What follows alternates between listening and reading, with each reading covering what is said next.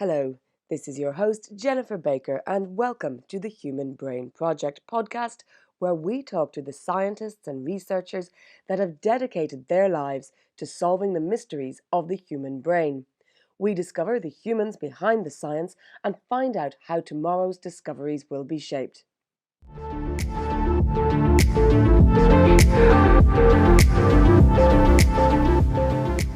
Professor Roshan Cools is a professor of cognitive neuropsychiatry at Radboud University, Nijmegen. We'll be talking about cognitive control of human behaviour and how dopamine could help with neuropsychiatric conditions. Thanks for joining us. Professor, let's start with setting the scene for our audience. Tell us what you're working on at the moment. What is your focus day to day? So thanks for having me. Much of what we do is driven by questions about neuropsychiatric disorders, all kinds, particularly those characterized by failures of impulse control, cognitive control. So you can think about ADHD or addiction or depression, schizophrenia, Parkinson's disease. They're all characterized by cognitive deficits and impulse control failures. And so what we are interested in is to understand the mechanisms of these cognitive deficits across these different disorders and also their treatment mechanisms of their treatment. So we study effects of medication, also behavioral therapy and brain stimulation therapy, and try and understand how they work. There's a major problem in psychiatry and neurology today, and that's that there's huge variability in treatment efficacy, right? So the same treatment can have positive effects in some people and actually impair cognitive performance in other people.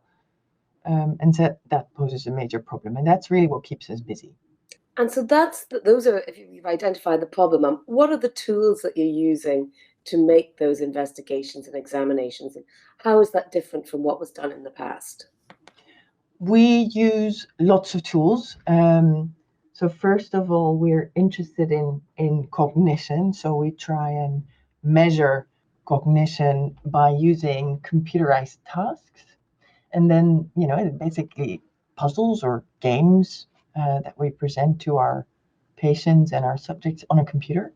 And then we combine that with brain imaging. So we collect fMRI scans, but also we use PET imaging. And this is a technique that allows us to measure brain chemicals like dopamine directly.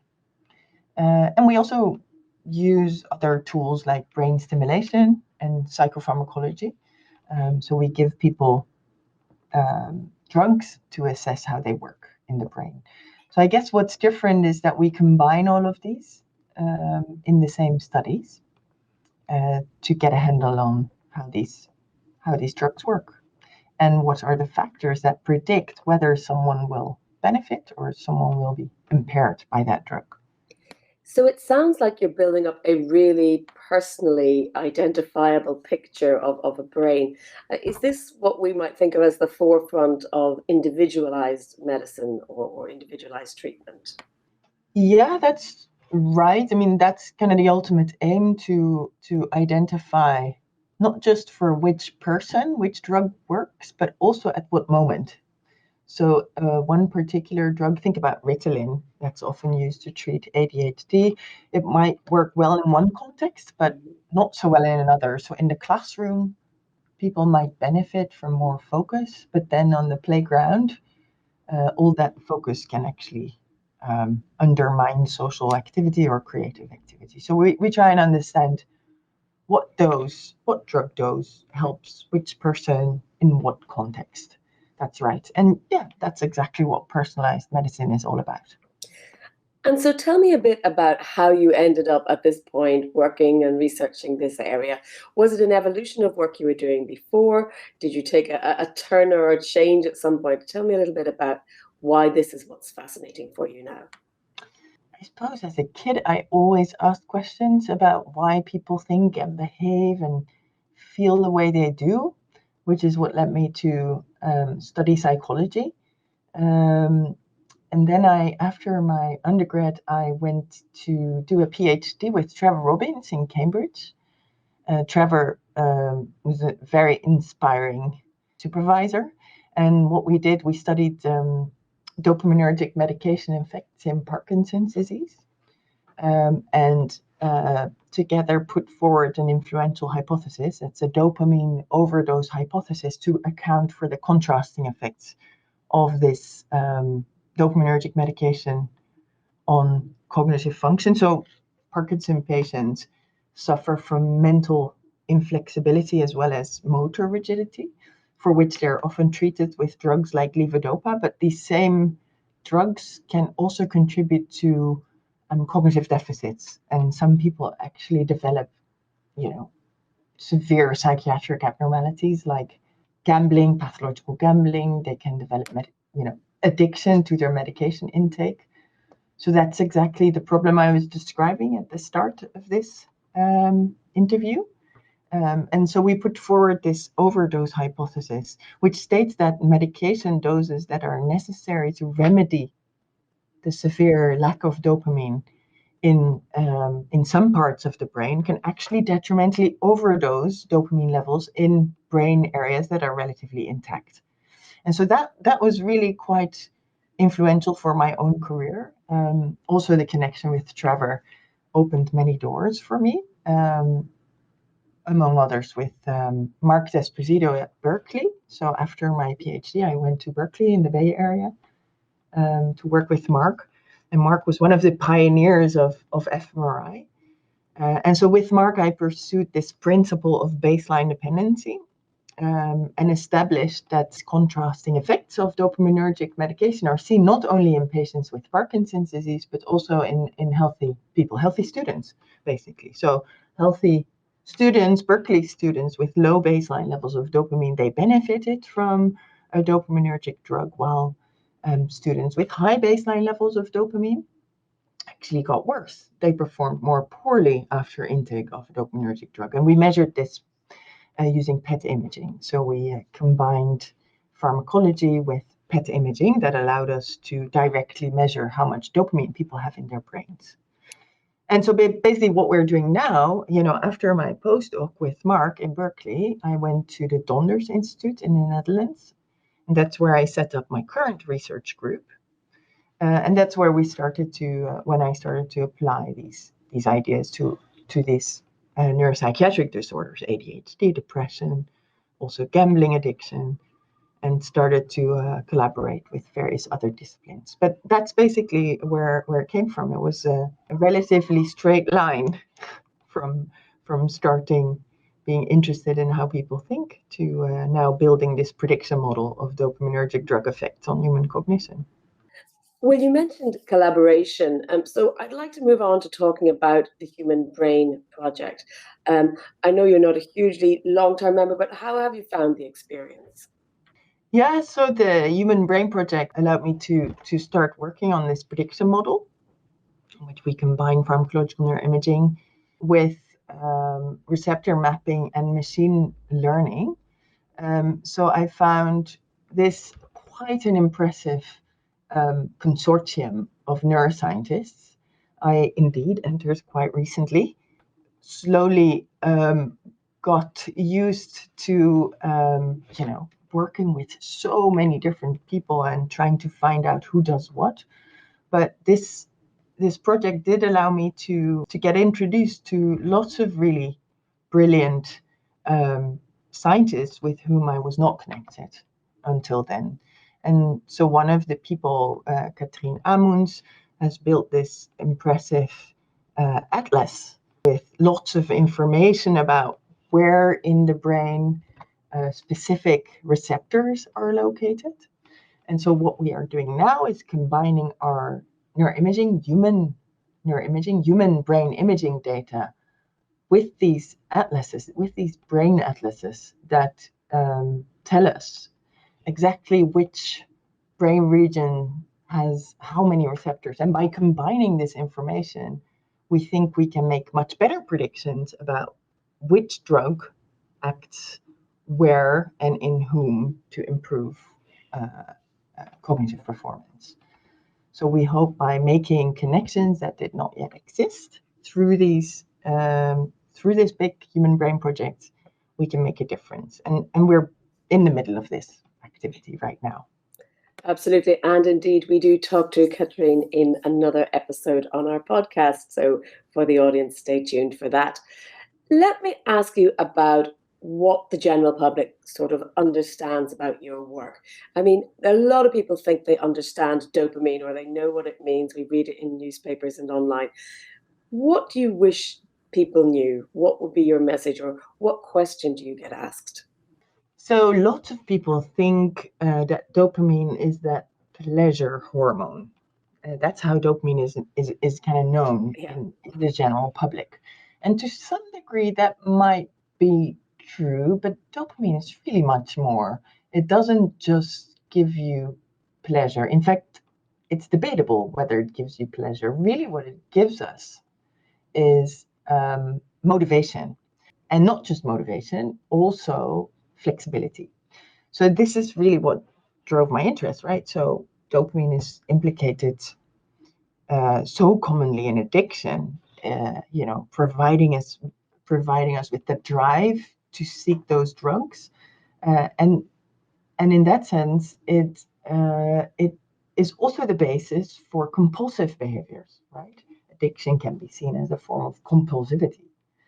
At the same time, the same neuromodulator makes us flexible. If you give dopamine to people with Parkinson's disease, they start to be able to behave more flexibly. So how can it be that the same neuromodulator makes us both kind of compulsive and inflexible, as well as more flexible? We don't know everything about dopamine. It is providing us with this reward signal that drives us to exert effort, but it does much more. And I think it would be great if we can share that nuance with the public. The other thing that I wish more people knew, that brain science, the study of brain mechanisms of mental health and disease, does not imply that people need to be reduced to things. It does not imply that psychiatry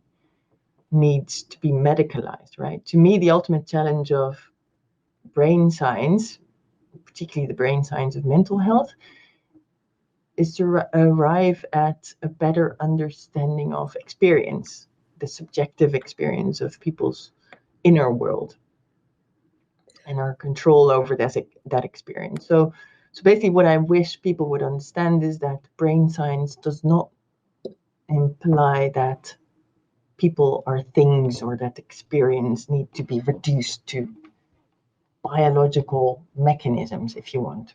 That does make sense, but I'd like to come on to the issue of looking at the function of dopamine in wellness.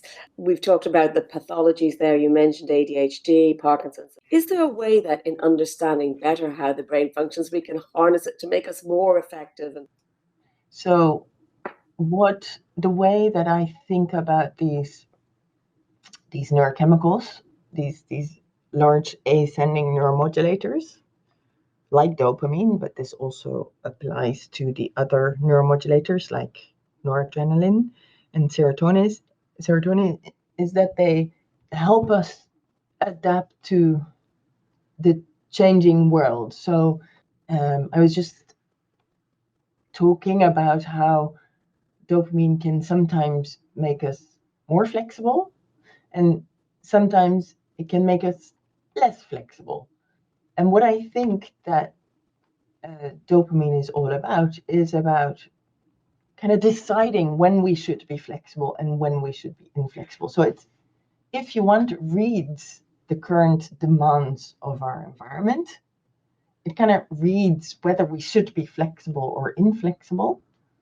It reads the current characteristics of the environment and then promotes adaptive behavior. If our world is very changeable, very volatile, then, or if at least we believe the world is very volatile, then we want to be flexible. We want to respond readily to changes in the world, right? And so that's in that kind of context, dopamine will promote flexibility. If, by contrast, the world is perceived as relatively stable, then the adaptive response is to boost focus and stability, cognitive stability. So what dopamine does is respond to current beliefs about the state of the world and then promote the sort of appropriate environment appropriate behavior. Now, of course, those beliefs are sometimes maladaptive. Sometimes we've developed beliefs as a result of childhood experiences or other more recent prior experiences, or maybe even genetically determined. And in those cases, dopamine will kind of behave maladaptively, if you want. So I do think that if we want to optimize adaptive behavior, we need to work on those beliefs about the current environment. And this will then also have a sort of consequence for optimized neurochemical transmission. Well, tell us a little bit about your journey. You mentioned earlier that you were very curious, asking questions when you were a child. Was there anyone in your family encouraged you down this path of research or taking a choice in your university career? I was certainly infected, I guess, by my dad. He was a passionate pharmacologist and neuroscientist who loved dopamine. But I was also, influenced by my mom, who was a judge in high court. So I remember many kind of vivid exchanges at the breakfast and dinner table about dopamine and hallucinations and reductionism, but also about free will and accountability. And I think those types of discussions really influenced me and drove me into this world. Very much so. Not necessarily so. Both my brother and sisters did not end up in brain science or law, but yeah, as the oldest, maybe I was more vulnerable. Well, also then, if we go back to, say, the point of beginning your career in work world rather than sort of leaving university, is there any advice you would give to yourself looking back? Are there challenges that you needed to overcome? On the one hand, I'm tempted to advise her to combine the study of psychology with the study of AI and computational science, computer science, and maybe also study philosophy. On the other hand, I think that would have been rather unwise, given that one person cannot do it all. So I think actually my younger self did a pretty good job at not setting the bar too high. Let's turn to the question of ethics. It's something that comes up quite a lot when we talk about studying the human brain, because people feel a little bit afraid. You mentioned earlier there saying that, human experience cannot be reduced to a thing, or we shouldn't view it in that way. I am not directly involved in developing neurotechnology in the strictest sense of the word right now, although I might be in the future. So there, I think it's absolutely urgent to discuss the potential future consequences of the neurotech that are being developed in our field, I should say. There's many other ethical issues that we do face every day, including, the privacy of the data that we acquire. So we acquire data from the human brain, which is kind of it's the organ that makes us who we are. So it's very special data. It's very private data in some sense. We also acquire data for example, from people's smartphones to track social activity, their emotions. And again, the security of data is absolutely critical. So we do interact with various centers here on campus specialized in secure computing. So we spend quite a bit of our time on on that topic as a group, also as a center and an institute, as a donors institute. It's quite well organized. I was a member myself of the board of the Radboud Institute, which is a kind of a Dutch institute focused on promoting the public and political opinion of science, technology, and innovation. And so in that context, we spent a lot of time talking about foresight, basically what's going to happen if we further develop these technologies, and what needs to be, what scenarios need to be taken into account already during the development. Well, this is one that comes up again and again. I think with the question of ethics, we often see that it comes down to concerns, particularly around technological developments and future tools that might be out there. So I think that's why we're actually looking at it, because people are, quite understandably a little bit concerned about, knowing too much about the brain if that was put to use in the wrong hands. Yeah, of course. And we already see kind of impact of digital technology and social media on people's behavior. In fact, that's very close to my interest. The effect of the enormous information overload, also on what that does to people's sense of control. Absolutely. Well, let's look at a slightly more optimistic view of the future. What would you define, or how would you describe mental well-being?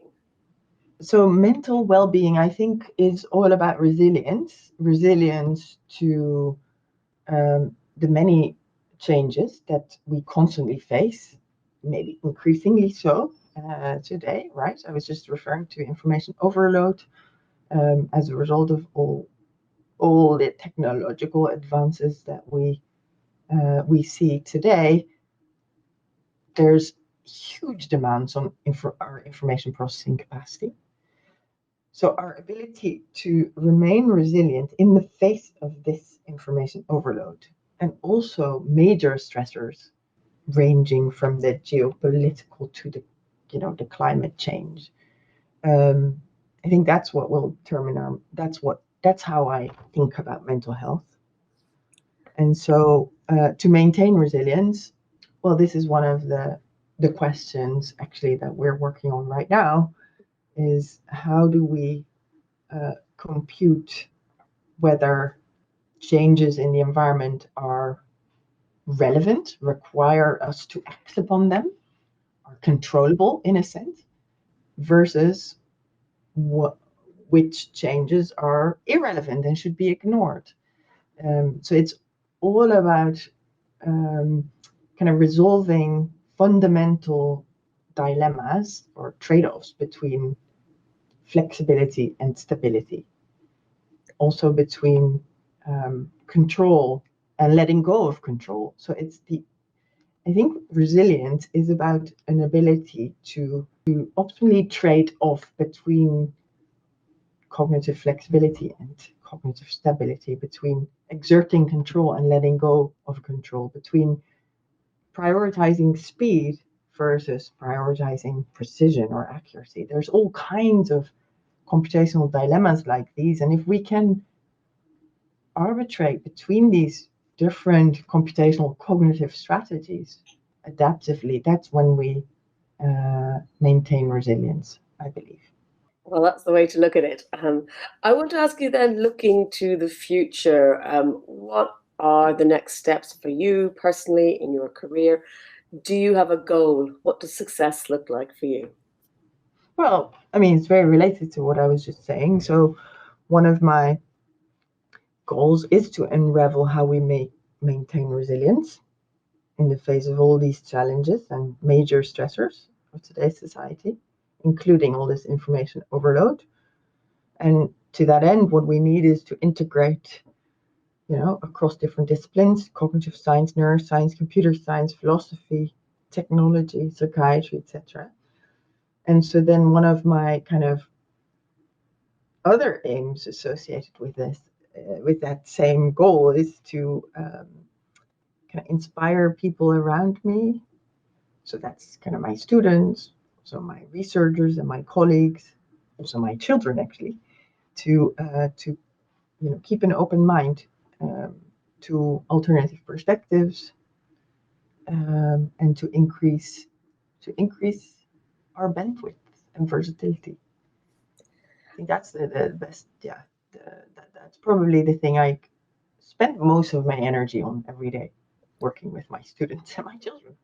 Well, relatedly, what do you do for fun when you're not working or involved in childcare? Is there anything you do to unwind?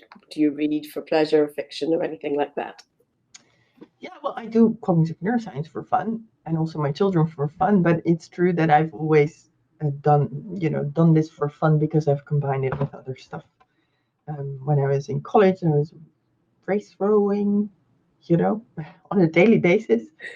And then in the next phase of my life, I was, when I was a postdoc, I was kind of obsessed with wave surfing. But then, yeah, 10 years ago, I had my first son, and then entered a whirlwind of modern family life, including a few bonus children, another kid, house renovations, a dog, family life, really. Yep. And I'll try and do some rowing and some surfing, windsurfing mostly. I think I have a very rich life combining science and family, and occasionally have time for some friends and other fun. Well, it sounds like you're getting the resilience and wellness balance quite right yourself. So hopefully Well, that informs the work. not without effort, I have to admit. Okay. Well, thank you very much for talking to us today.